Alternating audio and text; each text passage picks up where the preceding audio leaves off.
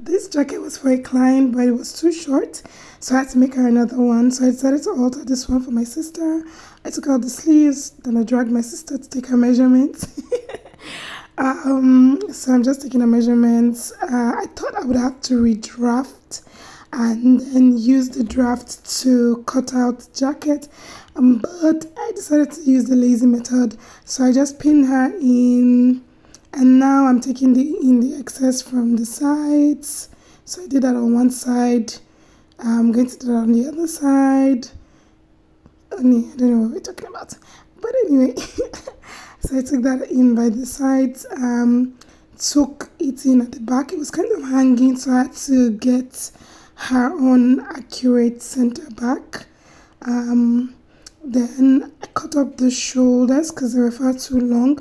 At this point, I'm just gonna eyeball it. So I ended up trimming. So I trimmed just the main fabric. I didn't want to risk trimming the lining just in case it's not straight. So when I lay it out on the table, I'll trim that out, trim the other side. And then you can see that the armhole has a lot of excess. I'm just going to pin that in and sew that up when I take it to the sewing machine.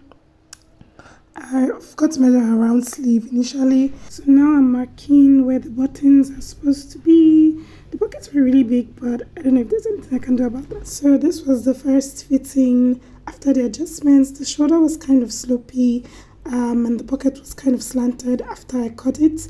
The back was still too loose, so I ended up pinning that as well. And then the collar was just too short, so it wasn't lapping properly. I didn't have enough fabric, so she suggested I use a black fabric instead, so I'm going to do that. So watch out for the final look.